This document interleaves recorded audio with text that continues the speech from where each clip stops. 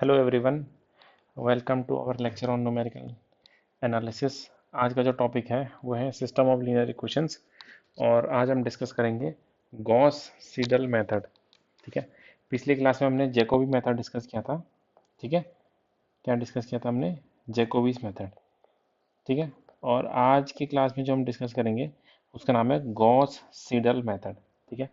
तो Gauss Seidel method और Jacobi method almost same है, बस एक एक छोटा सा डिफरेंस होता है। उसी से ये दोनों में थोड़ा बहुत अंतर है और उसी से उसका जो फॉर्मूला है वो थोड़ा बहुत चेंज हो जाता है। तो कभी कभी क्या होता है कि डायरेक्ट एग्जाम में चार ऑप्शंस में पूछा जाता है कि इसमें से जैकोबी मेथड का फार्मूला कौन सा है या फिर गॉस सीडल मेथड का फार्मूला कौन सा है।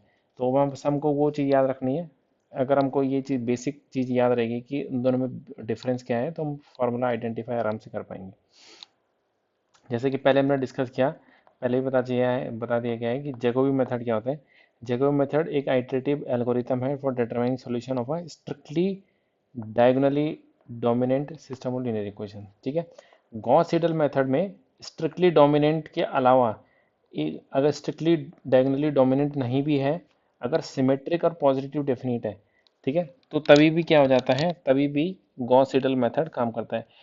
Though it can be apply to any matrix. मतलब जो गॉस सेडल मेथड क्या है वो किसी किसी पे भी लग सकता है, अगर ये कंडीशंस नहीं भी है अगर, तभी भी लग सकता है ये। बट क्या होता है कि अगर स्ट्रिक्टली डायगोनली डोमिनेंट और सिमेट्रिक और पॉजिटिव डेफिनिट नहीं है तो कन्वर्जेंस उसका गारंटेड नहीं है कि कन्वर्ज करेगा वो मेथड। मतलब वो उसका सॉल्यूशन जब हम बार बार आइट्रेशन लगाते रहेंगे तो वो एक सॉल्यूशन पे आके कन्वर्ज कर जाएगा, इसकी कोई गारंटी नहीं होती है। ठीक है। वो हो भी सकता है कन्वर्ज, नहीं भी हो सकता, लेकिन अगर स्ट्रिक्टली डायगोनली डोमिनेंट है और सिमेट्रिक एंड पॉजिटिव डेफिनिट है तो तब क्या होता है कि तब गॉस सीडल मेथड कन्वर्ज करेगा ही करेगा। ठीक है। तो इन दोनों में ये एक तो बेसिक डिफरेंस ये है कि इसमें ये कंडीशन एक्स्ट्रा होती है। और लिखा है, और का मीनिंग ये है या तो स्ट्रिक्टली डायगोनली डोमिनेंट हो या फिर सिमेट्रिक एंड पॉजिटिव डेफिनिट हो। ठीक है। तो इन दोनों में से कोई भी एक कंडीशन हो तो सिमेट्रिक और पॉजिटिव डेफिनिट क्या होता है, सिमेट्रिक तो वही होती है A is equal to A transpose. ठीक है। सिमेट्रिक मैट्रिक्स उसी को बोलते हैं कि किसी मैट्रिक्स का जो ट्रांसपोज है उसी के इक्वल आ जाए तो उसको क्या बोलते हैं, सिमेट्रिक मैट्रिक्स बोलते हैं। ठीक है। और देखो पॉजिटिव डेफिनिट मैट्रिक्स क्या होती है, अब उसके मैं डेफिनेशन एक बार बता देता हूँ। पॉजिटिव डेफिनिट मैट्रिक्स इसको बोलते हैं। देखो सपोज ए एक मैट्रिक्स है।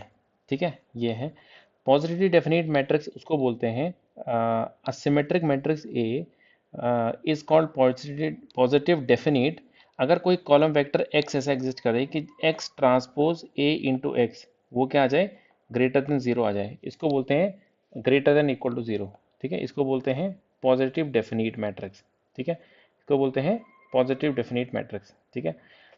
तो मतलब ग्रेटर देन इक्वल टू नहीं है, वैसे ग्रेटर देन है, उसको सेमी पॉजिटिव बोला जाता है अगर ग्रेटर देन इक्वल टू होता है तो। ठीक है। और ये एग्जिस्ट नहीं करे, मतलब ये हो फॉर ऑल एक्स, मतलब for all x belongs to, मतलब जो भी सपोज ए अगर एन बाई एन की मैट्रिक्स है, ए क्या है, एन क्रॉस एन की मैट्रिक्स है, तो एक्स कहाँ पे बिलोंग करेगा, आर एन में। ठीक है। ये एक्स जो है, दिस एक्स, ये क्या है, ये ये कॉलम वेक्टर है। अब इसका ये ऐसे कैसे आया, ये भी मैं एक बार बता देता हूँ। देखो यहाँ पे देखो, सपोज ए एक मैट्रिक्स है एन क्रॉस एन की। ठीक है। और एक्स एक कॉलम वेक्टर है, उसका ऑर्डर फिर एन क्रॉस वन होगा। ठीक है। ये किस में बिलोंग करेगा, आर एन में। ठीक है। मतलब ये क्या है, कॉलम वेक्टर है, ये कॉलम वेक्टर। ठीक है। तो जो x का ट्रांसपोज होगा, x का ट्रांसपोज क्या हो जाएगा, x का ट्रांसपोज हो जाएगा वन क्रॉस n। ठीक है। अगर मैं ऐसे मल्टीप्लाई करता हूँ x transpose a into x, इसका क्या मतलब हो गया, ऑर्डर क्या होगा मैट्रिक्स का, देखो x ट्रांसपोज का ऑर्डर है वन क्रॉस n, फिर ठीक है इसका ऑर्डर ये है, फिर a का ऑर्डर है n क्रॉस n और इसका ऑर्डर है n क्रॉस वन। ठीक है। हमको पता है कि जब भी मैट्रिक्स मल्टीप्लाई होती है ना, तो मैट्रिक्स मल्टीप्लाई होने के लिए फर्स्ट मैट्रिक्स के कॉलम सेकंड मैट्रिक्स के रो के इक्वल होने चाहिए, जैसे कि ये एन एन इसके इक्वल है। तो जब इन दोनों और जब मल्टीप्लाई हो जाता है तो मल्टीप्लाई होने के बाद मैट्रिक्स का ऑर्डर ये बनता है। तो जैसे कि सपोज मतलब मेरे कहने का मतलब ये है कि जैसे सपोज देखो इस एक्स ट्रांसपोज का ऑर्डर था वन क्रॉस एन और ए का ऑर्डर है एन क्रॉस एन, तो इन दोनों को जब मैं मल्टीप्लाई करूंगा तो मल्टीप्लाई होने के बाद मैट्रिक्स ऑर्डर बनेगा वन क्रॉस एन। अब हमने इन दोनों को मल्टीप्लाई कर दिया, अब x के साथ मल्टीप्लाई करना है, तो n क्रॉस वन इसका ऑर्डर है। जब इन दोनों मैट्रिक्स को मल्टीप्लाई करेंगे इसको x के साथ, तो क्योंकि ये दोनों इक्वल है तो मैट्रिक्स मल्टीप्लाई हो जाएंगे, और ऑर्डर क्या बनेगा मल्टीप्लाई होने के बाद, वन क्रॉस वन। तो वन क्रॉस वन के अंदर क्या है, वन क्रॉस वन के अंदर सिंगल एक एलिमेंट आएगा, और वो जो एलिमेंट है वो ग्रेटर देन जीरो होना चाहिए। ठीक है, वन क्रॉस वन के मैट्रिक्स के अंदर सिंगल एलिमेंट है, और single element should be greater than zero. तो ये इसलिए ये डेफिनेशन से लिखी जाती है कि कोई मैट्रिक्स पॉजिटिव डेफिनेट उसको बोलते हैं कि x transpose A into x greater than zero आ जाए for all x belongs to R N. ठीक है, तो ऐसी ये इसकी डेफिनेट पॉजिटिव डेफिनेट मैट्रिक्स की डेफिनेशन है ये। ठीक है, और अगर यहाँ पे मैं ग्रेटर देन इक्वल टू कर देता हूँ तो उस टाइम पे इसको बोलते हैं सेमी सेमी पॉजिटिव डेफिनेट। ठीक है, positive semi definite, positive semi definite बोलेंगे अगर यहाँ पर greater than equal to zero, और सिंपल ग्रेटर देन है तो उसको बोल देंगे हम क्या है कि ये this matrix is positive definite matrix. तो देखो अब यहाँ पर हम यहाँ से कहाँ से शुरू करा था हमने, जैकोबी मेथड में एक ही कंडीशन होती है स्ट्रिक्टली डायगोनली डोमिनेंट। इसमें स्ट्रिक्टली डायगोनली डोमिनेंट, और या तो अगर स्ट्रिक्टली डायगोनली डोमिनेंट नहीं है, इसका मैं पहले पहले बता चुका हूँ, स्ट्रिक्टली अभी फिर से एक बार बता देता हूँ। डायगोनली डोमिनेंट मैट्रिक्स किसको बोलते हैं और स्ट्रिक्टली डायगोनली डोमिनेंट मैट्रिक्स किसको बोलेंगे? या तो स्ट्रिक्टली डायगोनली डोमिनेंट हो, या फिर क्या हो, सिमेट्रिक एंड पॉजिटिव डेफिनेट। तो इन इन दोनों में से ये एक कंडीशन है, ये इन दोनों में से कोई भी एक कंडीशन हो तो गॉस सीडल मेथड वर्क करता है और वो वहाँ पे कन्वर्स भी करेगा। ठीक है, अब देखो डायगोनली डोमिनेंट मैट्रिक्स, ये हमने ऑलरेडी पिछली क्लास में बताया था कि जिस मैट्रिक्स का जो कॉलम एंट्री, ओ सॉरी डायगोनल एंट्री होती है ना, डायगोनल एंट्री जो, जैसे ये जब डायगोनल मैट्रिक्स इस टाइप से लिखी जाएगी तो डायगोनल एंट्री का एब्सोल्यूट वैल्यू का सम, मतलब डायगोनल एलिमेंट के एब्सोल्यूट वैल्यू उस रो की जितनी भी एंट्रीज हैं उन सब का सम के से ग्रेटर देन और इक्वल टू होना चाहिए। यहाँ पे देखो ये लिखी हुई है डेफिनेशन, इसको बोलेंगे ए आई आई। ए आई आई का मतलब होता है डायगोनल एंट्री, जैसे a one one, a two two, a three three, a four four, ये होती है डायगोनल एंट्री किसी मैट्रिक्स की। ठीक है, ए आई आई का मॉडुलस, मॉडुलस का मीनिंग है कि एब्सोल्यूट वैल्यू, एब्सोल्यूट वैल्यू का मतलब है उसको उसमें से अगर नेगेटिव साइन है तो वो हटा देंगे। ठीक है, इज ग्रेटर देन और equal to summation of i not equal to j. I not equal to j किसके लिए बोलेंगे? ऑफ डायगोनल एंट्रीज, जो डायगोनल के अलावा बच जाती हैं। जैसे ये डायगोनल एंट्रीज हैं तो उनके अलावा जो बच जाती हैं अपर ट्रायंगुलर लोअर ट्रायंगुलर वाली जो एंट्रीज है उसको बोलते हैं हम off diagonal entries. I not equal to J, A I j, तो उस row for all i, for i, i क्या रिप्रेजेंट करता है? हमेशा आई बताता है रो नंबर। ठीक है, रो का नंबर बताता है, तो किस रो, ये रो का नंबर बता रहा है, तो यानी कि हर रो के लिए ये कंडीशन ट्रू हो रही है अगर, तब हम उसको बोलते हैं डायगोनली डोमिनेंट मैट्रिक्स। और स्ट्रिक्टली डायगोनल का मतलब क्या है? जब ये ग्रेटर देन हो सिर्फ और इक्वल टू ना हो। ठीक है, तो उसको बोलते हैं strictly, strict inequality is used, the matrix is called strict diagonally dominance matrix. ठीक है, ये हम पहले भी डिस्कस कर चुके हैं। अच्छा, अब देखो जैकोबी मेथड के लिए जो मैट्रिक्स हमने ली थी, यहाँ पे हम गॉस सीडल मेथड के लिए हम वही चीज़ लेंगे, गॉस सीडल मेथड के लिए। ठीक है, ये क्या है? ये तो सिंपल एक एग्जांपल हम ले रहे हैं कि सपोज एक सिस्टम ऑफ लीनियर इक्वेशन हमारे पास, और सिस्टम ऑफ लीनियर इक्वेशन इस टाइप से लिखा हुआ है कि A x is equal to b. ठीक है, वेर ए, ये ए क्या है? A is a n by n matrix, x क्या है? X is a column vector जिसको अननोन बोलते हैं। अब बी क्या है? बी इज अ कांस्टेंट जो राइट हैंड साइड में होता है। ठीक है, b one b two B three b n. अब ये जो होता है A x is equal to b, इसको हमें सॉल्व करना है। कायदे से तो ऐसा होना चाहता है कि A x is equal to A inverse into b, A inverse into b. ठीक है, ए का इनवर्स इंटू बी ऐसा होता है। ऐसे ये क्या होता है? ये होता है इसको बोलते हैं कि मैट्रिक्स को इनवर्स निकाल दिया हमने, बट क्या है, ये होता है एनालिटिकल मेथड। बट हम यहाँ पे क्या है, न्यूमेरिकल एनालिसिस पढ़ रहे हैं, तो न्यूमेरिकल मेथड्स या अप्रोक्सीमेट मेथड हम यूज़ करेंगे। अप्रोक्सीमेट मेथड के लिए A and B are known and X is unknown, ये और ये तो हमें पता है, ए और बी, एक्स की हमें वैल्यू निकालनी होती है, एक्स इज अननोन, है ना। जैकोबी मेथड यहाँ पे लिखा है तो इसको सेम एज इट इज हम गॉस गॉस सीडल मेथड, ठीक है, हम लिख देंगे। तो हमें x को अप्रोक्सीमेट करना है, तो वही लिखा हुआ है कि इनिशियल गैस को हम डिनोट करते हैं, एक्स आई जीरो इनिशियल गैस होता है, और x के प्लस वन होता है, के प्लस वन स्टेप, और एक्स के होता है केथ स्टेप में जो कॉलम वेक्टर आया, ठीक है, केथ आइट्रेशन में जो आया, ठीक है। तो ये क्या है, एक n क्रॉस n की मैट्रिक्स है। ये हम ऑलरेडी बता चुके हैं। जब हम इनको अलग अलग डिकम्पोज करेंगे, जैसे सपोज ये जो है ए, इसको अगर मैं इस तरीके से लिखता हूँ, A is equal to D plus L plus U. तो डी का मतलब है कि इसके अंदर डायगोनल एंट्रीज आएंगे सिर्फ, बाकी सब जीरो जीरो, यानी कि a one one zero zero dot dot dot zero, फिर dot dot dot a, sorry dot dot dot नहीं, यहाँ पे जीरो आएगा पहला, फिर a two two dot dot dot zero. उसी तरीके से मतलब इसमें सिर्फ क्या आएंगे, ये जो डायगोनल एंट्रीज है, ये आएगा, ये आएगा, ये आएगा, इस डायगोनल के ऊपर जितने हैं वो सब के सब आएंगे, बाकी सब इसमें जीरो जीरो जीरो जीरो हो जाएगा, ठीक है, ये होगा। ये तो है डी, मतलब डायगोनल मैट्रिक्स। एल का मतलब होता है लोअर ट्रायंगुलर। लोअर ट्रायंगुलर का मतलब इस डायगोनल के नीचे जो एलिमेंट बच गए ये, इनको यहाँ पे लिखना है, तो वो हो जाएगा एल। डायगोनल में सारे जीरो और उसके ऊपर सारा जीरो, उसके नीचे का जो बच गया है वो यहाँ पे लिखा जाएगा।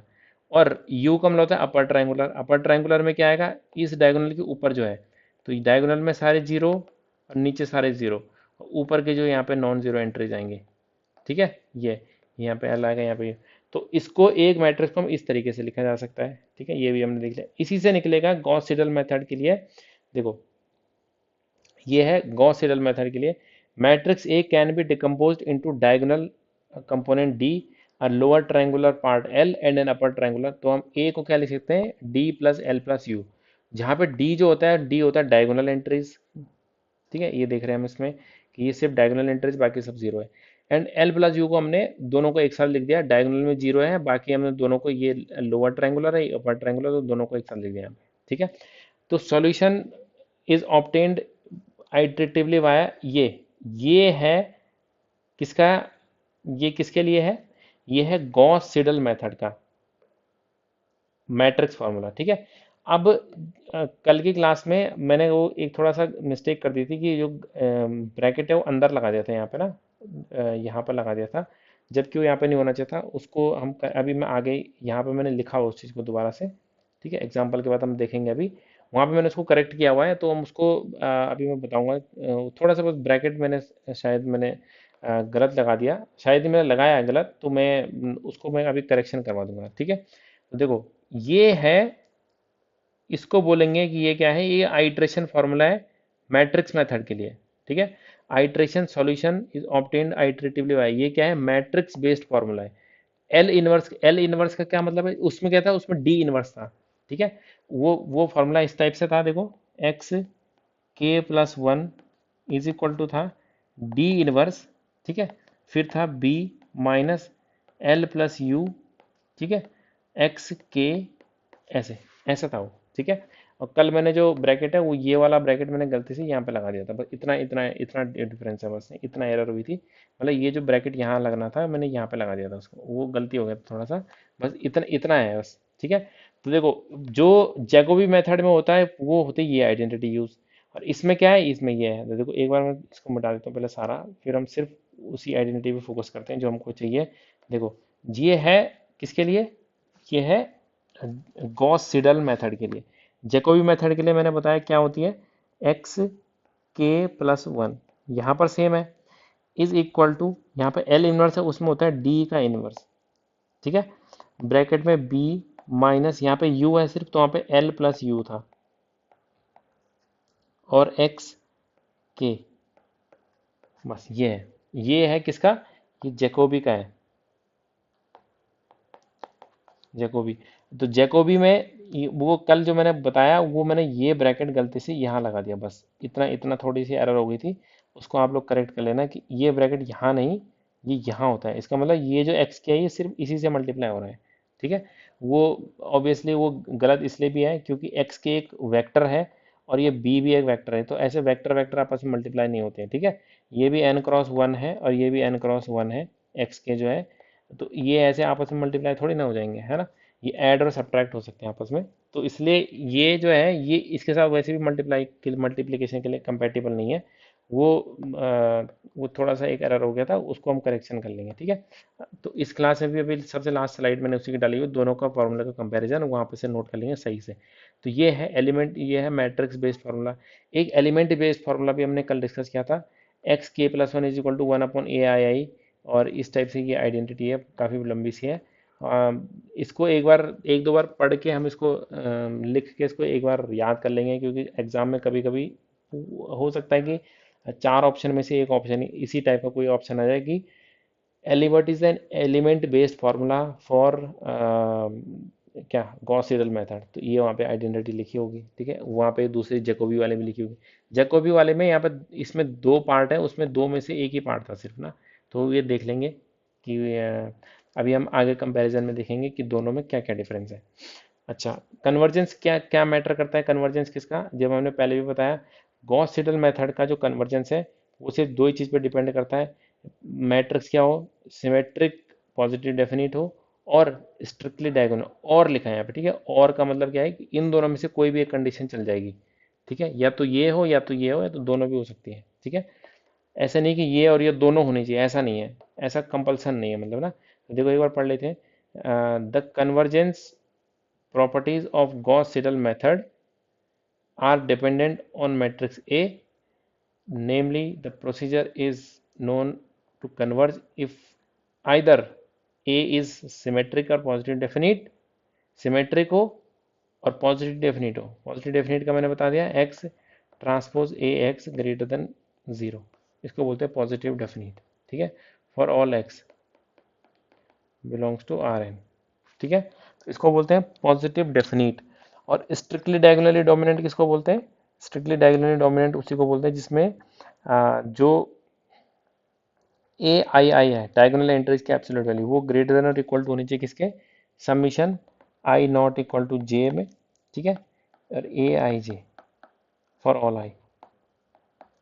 ये क्या, इसका क्या मतलब है कि जो हर रो का जो डायगोनल एलिमेंट है that should be greater than sum of all the element in that row, absolute value, ठीक है। तो ये है। अब गॉस सीडल मेथड की कुछ लिमिटेशन भी, हर मेथड की कुछ लिमिटेशन होती है। तो ये क्या करता है, ये स्लोअर रेट ऑफ कन्वर्जेंस दिखाता है अगर इन दोनों में से कोई कंडीशन, देखो slower convergence for non diagonally dominant matrices, जो डायगोनली डोमिनेंट मैट्रिक्स नहीं होंगी उनके लिए ये क्या है, बहुत ही स्लो रेट ऑफ कन्वर्जेंस, और इवन ऐसा भी हो सकता है कि वो कन्वर्ज ना करे।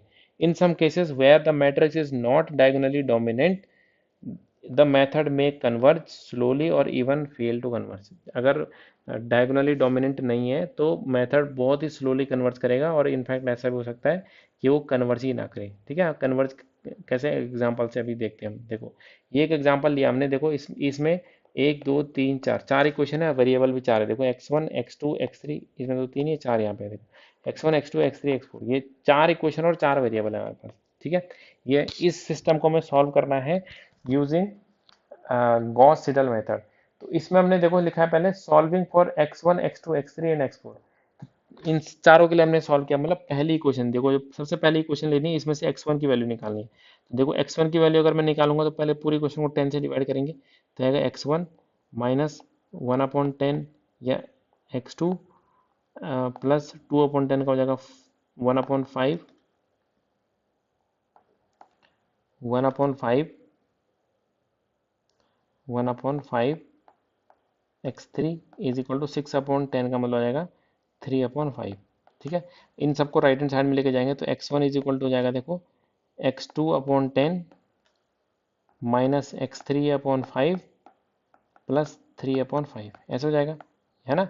इसमें से मैंने इसको लेकर ऐसे लिखा और ये ऐसा हो गया, तो वही चीज़ देखो यहाँ पे लिखी हुई है, ठीक है। पहली इक्वेशन से हमने x1 की वैल्यू निकाल दी बस, और कुछ नहीं करा। ये जो पहली क्वेश्चन यहाँ पे गिवन थी, इसमें से हमने क्या करा, इस x1 की वैल्यू निकाल दी मतलब बाकी के टर्म्स में, x1 को ये रहने दिया, बाकी सबको राइट हैंड साइड में लेके गए, तो x1 इज इक्वल टू इतना आ गया। सेकंड इक्वेशन से हमने x2 की वैल्यू निकाली, x2 के लिए हमको पूरी इक्वेशन को 11 से डिवाइड करना पड़ेगा, और फिर सबको राइट हैंड साइड में ले जाएंगे, तो देखो x2 इज इक्वल टू, तो सबके अपॉन में देखो 11 आ रहा है, तो ये इस टाइप से आ गया सेकंड इक्वेशन। थर्ड इक्वेशन के लिए हमें x3 को यहीं रहने देना है, बाकी सबको राइट हैंड साइड में लेके जाना है, x3 यहीं पे है, बाकी सब राइट हैंड साइड में, और डिवाइडेड बाई 10 हो रखा है हर किसी में, ठीक है। और ये लास्ट वाली क्वेश्चन में x4 को हमें ये रहने देना है, बाकी सबको राइट हैंड साइड में लेके जाना, तो x4 को ये रहने दिया, बाकी सबको राइट हैंड साइड में। तो सॉल्विंग फॉर x1 x2 सब सबकी हमने वैल्यू निकाल दी, मतलब उसी क्वेश्चन में से हर एक क्वेश्चन में से पहले x1 की वैल्यू निकाली, x2 की, x3 x4 की। अब देखो सपोज वी चूज 0 0 0 0, पहला सॉल्यूशन हमने लिया कि x1 की वैल्यू भी 0 है, x2 की वैल्यू भी 0 है, x3 की वैल्यू भी 0 है और x4 की वैल्यू भी 0 है, मतलब ये भी 0 0 0 0, चारों वैल्यू 0 है। ठीक है, ये है अगर, तो x1 कितना हो जाएगा, देखो जब यहाँ पे सारी की सारी वैल्यू यहाँ पे देखो, यहाँ पे इसमें रखना है अब हमने, x1 की वैल्यू जब ये भी 0 रख देंगे, ये भी 0 रख देंगे, तो ये दोनों टर्म 0 हो गए, तो 3/5 बचेगा सिर्फ। देखो यहाँ पे लिखा है 3/5, तो विच इज इक्वल टू 0.6, तो x1 की वैल्यू आ गई 0.6। अब इस इक्वेशन में क्या करना है, ये दोनों तो 0 0 रहेंगे, लेकिन ये पिछले जैकोबी मेथड में क्या करते थे कि जब इसकी वैल्यू निकाल रहे हैं हम, इसकी जो ये जो शुरू का सॉल्यूशन हम 0 0 0 0 लेते हैं, तो यहाँ भी 0 रख देते हैं, यहाँ भी 0 रख देते हैं, यहाँ पे भी 0 रख देते हैं, यहाँ पे भी 0 रख देते हैं, सब जगह 0 रख देते हैं, x1 x2 x3 की वैल्यू x4 की वैल्यू आ जाती है। फिर अगले स्टेप में क्या करते हैं, ये जो वैल्यू आई है इस यहाँ रखने से, उनको फिर अगले इक्वेशन में रखते हैं, लेकिन यहाँ पर क्या करेंगे हम, पहले 0 0 रख देंगे, यहाँ पे भी 0 रख देंगे, यहाँ पे 0 रख देंगे, x1 की वैल्यू आएगी 3/5, ये आ गया। अब जब x2 की वैल्यू निकालेंगे तो ये x1 जो आया उसको रख देंगे यहाँ पे x1 की जगह पे, x3 तो 0 ही है अभी भी, x4 भी 0 है, तो देखो क्या रखा हमने, x2 में 3/5 रख दिया, देखो x1 की वैल्यू कितनी आई थी 3/5, 3/5 डिवाइडेड बाई 11, 3/5 कहाँ पे रखा हमने, यहाँ पे रखा है 3/5, वो कहाँ से है, वो यहाँ से आई वैल्यू ना, 3/5, ठीक है, ये एक टर्म है, 3/5 डिवाइडेड बाई 11 प्लस बाकी दोनों टर्म ऐसी है, ठीक है, इज इक्वल टू इतना आएगा, कैलकुलेट करके इतना आएगा। अब जब x1 की वैल्यू आ गई, x2 की वैल्यू आ गई, जब x3 की वैल्यू निकालना चाहेंगे तो x1 x2 इन दोनों को यूज करेंगे, तो देखो अगले वाले में x3 की वैल्यू कहाँ पे, यहाँ पे इन दोनों जगहों पे जो अभी रिसेंट में वैल्यू आई है, एक ये और एक ये, इन दोनों को यहाँ पे रख देंगे हम, ये रख दिया, बाकी एज इट इज है, तो x3 की वैल्यू बैक हो। अब x4 में ये तीनों क्योंकि हमने कैलकुलेट कर लिया है, तो उन तीनों को यहाँ पर रखा और एक में आई ये वैल्यूज आ गए इस टाइप से। तो जब हम क्या करेंगे, सेकंड आइट्रेशन लगाएंगे, फिर आप देखो, अब जब सेकंड आइट्रेशन लगेगा, देखो ये तो ऐसे ही रहेगा एज इट इज चारों के चारों। सेकंड आइट्रेशन में x1 में x2 x3 इन दोनों की वैल्यू कहाँ से लिखे जाएंगे, जो ये आई है, x2 की वैल्यू ये आई है, x3 की वैल्यू ये आई है, तो इन दोनों को यहाँ पर रख देंगे, उससे हमें x1 का सेकंड आइट्रेशन मिल जाएगा। अब यहाँ पर क्या रखेंगे, ये इसकी वैल्यू जो अभी रिसेंट में आई वो यहाँ पर रखेंगे, x3 x4 ये वाला रखेंगे जो यहाँ पे है। तो इसी तरीके से हम आगे बढ़ते जाएंगे ना, तो देखो अगर हम देखो using the approximation obtained, the iterative procedure is repeated until the desired accuracy has been reached।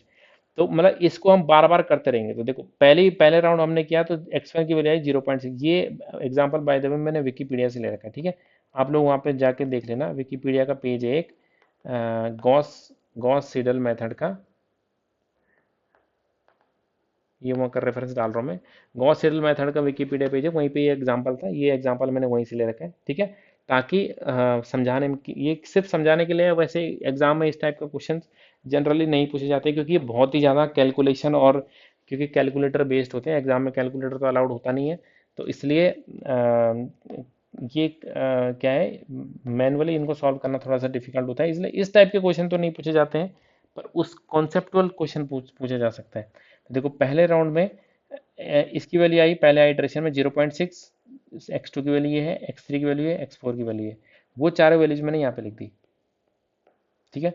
जब हमने एक आइट्रेशन और करेंगे सेम एज इट इज इसी तरीके से, तो देखो x1 की वैल्यू आई 1.03 समथिंग, x2 की वैल्यू इतनी आई, x3 की वैल्यू इतनी आई, x4 की वैल्यू आई, फिर एक और राउंड किया हमने, तो ये देखो ये यहाँ पर आ गया 1.00695, ये आ गया 2.00365, ये आ गया -1.00, ये 0.99 है। अब अगले स्टेप में एक बार और करेंगे आइट्रेशन, तो देखो ये वाली जो वैल्यू 1.00086, तो मतलब ये देखो हमें दिख रहा है कि यहाँ पे 1.0 था पहले, फिर 1.00 हुआ, फिर 1.30, आगे एक बार और करेंगे तो 1.4 बार 0 आ जाएगा, फिर 5 बार करेंगे, अगर मैं 100 बार करूंगा तो इसका मतलब 1.0000000, 100 बार 0 आएगा, फिर कुछ नंबर आएंगे, तो इसका मतलब कि मैं इसमें अगर आइट्रेशन लगाता रहूंगा तो अल्टीमेटली ये 1.000 मतलब ये 1 पे कन्वर्ट कर जाएगा, ठीक है। उसी तरीके से इसका देखो कि पहले 2.3 था, फिर 2.0 आया, 2.00 आया, 2.003 आया, एक बार और करेंगे तो 2.000 आया, 4 बार आइट्रेशन आएगा। तो हमें ये देखना है कि हमें ट्रंकेट कहाँ पे करना है, मतलब क्योंकि डेसिमल के एक हम कुछ पॉइंट तक के तो लेंगे डेसिमल ना, सपोज अगर 3 ही अगर मैं कंसिडर करता हूँ कि 3 डेसिमल प्लेसेस तक हमें कंसिडर करना है, तो 3 डेसिमल प्लेसेस के अकॉर्डिंग क्या हो जाएगा, देखो यहाँ पर 2.000 ये आ गया, तो इसका सॉल्यूशन हो जाएगा 2। मतलब इसको अगर मैं राउंड ऑफ करूँ, इसको राउंड ऑफ 1.00, इसको राउंड ऑफ करेंगे तो इसका सॉल्यूशन हो जाएगा 1। ये 1 हो गया, इसका इसका 2 आ गया। अब इसको करेंगे, देखो -1 पॉइंट, पहले 0 था, 0 0 हो गया, 0 0, 3 डेसिमल तक अगर मैं लेता हूँ तो -1.000, तो इसकी वैल्यू आ गया -1। और इसका क्या है 0.9, देखो पहले 0.98 आया, फिर 99 आया, फिर 999 आया, एक बार और करेंगे तो 9999 4 बार आएगा। तो राउंड ऑफ करने पे कितना बन जाएगा, ये 1 बन जाएगा, क्योंकि 0.99 इज क्लोजर टू 1। तो देखो सोल्यूशन क्या आ गया हमारे पास, 1 2 -1 एंड 1। तो exact solution of the system, exact solution तो ये है, अप्रॉक्सीमेट सोल्यूशन हमने ये निकाल रखा है 4 आइट्रेशन के बाद, ये और ये। ठीक है, तो इस टाइप से ही इस क्वेश्चन को हमने सॉल्व किया है। तो ये ऑलरेडी वहाँ पे इसका सॉल्यूशन गिवन है विकिपीडिया के पेज पे, तो वहाँ से हम इसका सॉल्यूशन देख सकते हैं। अच्छा, अब मैं एक कंपैरिजन मैंने बताया था जो जो फॉर्मूले का है बेसिकली, कि दोनों के फॉर्मूले में क्या डिफरेंस है। जो मैट्रिक्स, देखो जैकोबी मेथड है और एक गॉस सीडल मेथड है। तो पहले हम देखेंगे जैकोबी मेथड। तो जैकोबी मेथड में जो मैट्रिक्स बेस्ड फॉर्मूला है वो है xk+1। मैंने बताया था यहाँ पर डी इनवर्स होता है, यहाँ पर क्या है, यहाँ पे एल इनवर्स है, B minus L plus U into X K है। कल वाला ब्रैकेट मैंने यहाँ लगा दिया था, मैंने फिर बोल रहा हूँ कि उसको यहाँ से हटा के यहाँ लगा देना। ठीक है, वो गलती से हो गया था, कभी कभी ऐसी गलतियाँ हो जाती हैं। तो वो गलती हो गई थी, उस समय मेरे पास बुक भी नहीं थे रेफ़र करने के लिए, तो वो मैंने गलती से मैंने यहाँ लगा दिया बस। ठीक है, वो आप इग्नोर कर सकते हैं वो ब्रैकेट। वो अंडरस्टूड है कि ये भी एक कॉलम वेक्टर है, अगर मैं इसको यहाँ लगा दूंगा इसका मतलब इसका इसके साथ में मल्टीप्लाई हो रहा है, यहाँ भी हो रहा है, ये भी एक कॉलम वेक्टर है, तो ये इसके साथ मल्टीप्लाई कैसे हो जाएगा, दो कॉलम वेक्टर आपस में मल्टीप्लाई थोड़ी होते हैं सेम ऑर्डर के, है ना, n×1 n×1, तो ये मल्टीप्लाई नहीं हो पाएंगे। तो ऑब्वियस है कि वो ब्रैकेट यहीं लगेगा। तो देखो इन दोनों में क्या डिफरेंस है, यहाँ पे डी इनवर्स है, यहाँ पे है एल इनवर्स, यहाँ पे b minus L plus U into X के, यहाँ पे b minus U into X के, बस। तो गॉस सीडल मेथड में एल इनवर्स है और जैकोबी मेथड में डी इनवर्स है। बाकी अंदर यहाँ पे एल प्लस यू है, यहाँ पे यू है। ठीक है, ये है। और एलिमेंट बेस्ड में क्या है, यहाँ पे क्या था, 1/ai B I minus I not equal to j, और ये यहाँ वो चीज़ यहाँ पे भी है, 1/ai B I minus I not equal to J A I J X K. ये ये ये वाली टर्म लगभग सेम टू सेम है यहाँ पे, इसके जैसी यहाँ पर भी है, लेकिन ये टर्म इसमें एक्स्ट्रा है। ये एक्स्ट्रा किसके लिए लिखी गई है, when j is equal to 1, मतलब फर्स्ट कॉलम के लिए। ठीक है, तो इन इन फॉर्मूलों को हमें एक दो बार लिख के तभी ये आइडेंटिटीज याद हो पाएंगे, एलिमेंट बेस्ड फार्मूला या फिर जो मैट्रिक्स बेस्ड फार्मूला है, कि दोनों में क्या डिफरेंस है, दोनों में क्या सिमिलरिटीज है। ठीक है, तो एग्जाम्पल में एग्जाम के पॉइंट ऑफ व्यू से देखो, न्यूमेरिकल एनालिसिस एक ऐसा सब्जेक्ट है ना कि उस पे बेस्ड अगर क्वेश्चन एग्जाम्स में आने लगे सॉल्व करने के लिए, इस पे बेस्ड एक क्वेश्चन सॉल्व करेंगे तो वो पॉसिबल ही नहीं है। एमसीक्यू के पेपर में हम न्यूमेरिकल एनालिसिस का क्वेश्चन सॉल्व करने लगेंगे, इसका इस बात का कोई सेंस नहीं बन रहा है, क्योंकि उसमें बहुत सारी मतलब बहुत सारी कैलकुलेशन होती है, बहुत कुछ होता है। तो ये एग्जाम में क्वेश्चन सॉल्व करने के लिए तो नहीं आता है, उस पर बेस्ड फैक्ट आ सकते हैं कि ये फॉर्मूला किसका है, इसकी लिमिटेशन क्या है, स्ट्रिक्टली डायगोनली डोमिनेंस क्या है। तो ये सारी चीज़ें हमने ऑलरेडी डिस्कस कर चुके हैं, और इन पे बेस्ड एक कंपैरिजन यही जो है कि दोनों का जैकोबी मेथड और गॉस सीडल मेथड के जो ये आइडेंटिटीज़ है, तो इनमें क्या क्या डिफरेंस है, D inverse B minus L plus U into X K, और इसमें क्या है L inverse into B minus U into X K. ठीक है, तो ये चीज़ है, अब ये एलिमेंट बेस्ड इनका फॉर्मूला है। बाकी इस टॉपिक में फ़िलहाल इतना ही है, क्योंकि इसको और हम और डिटेल में जाने लग जाएंगे तो इस पे बेस्ड क्वेश्चन आता भी नहीं है उतने ज़्यादा। ठीक है, लीनियर सिस्टम पे यही क्वेश्चन आ सकते हैं सिंपल, कि जैकोबी मेथड है, गॉस सीडल मेथड है, मैट्रिक्स बेस्ड फार्मूला क्या होता है, ये क्या होता है, और किसकी लिमिटेशन क्या है, और ये वाला जो है इसका कन्वर्जेंस का क्राइटेरिया क्या है कि कब कन्वर्ज करेगा। ठीक है, जैसे इसमें यहाँ पे लिखा है स्ट्रिक्टली डायगोनल डोमिनेंस या फिर सिमेट्रिक एंड पॉजिटिव डेफिनेट होनी चाहिए, तब क्या है गॉस सीडल मेथड कन्वर्ज करता है। तो ये क्लास में इतना ही है फिलहाल, और अभी हम अगले क्लास जब डिस्कस करेंगे तो उसमें हम देखेंगे कि हम हमारे जो टॉपिक्स कुछ रह गए हैं तो उन टॉपिक्स को हम देख लेंगे, रिंग थ्योरी में या फिर हम ग्रुप थ्योरी में या लीनियर अलजेब्रा, या जो भी हमारे टॉपिक बचे हुए हैं उन टॉपिक को हम कवर करने की कोशिश करेंगे। Thank you.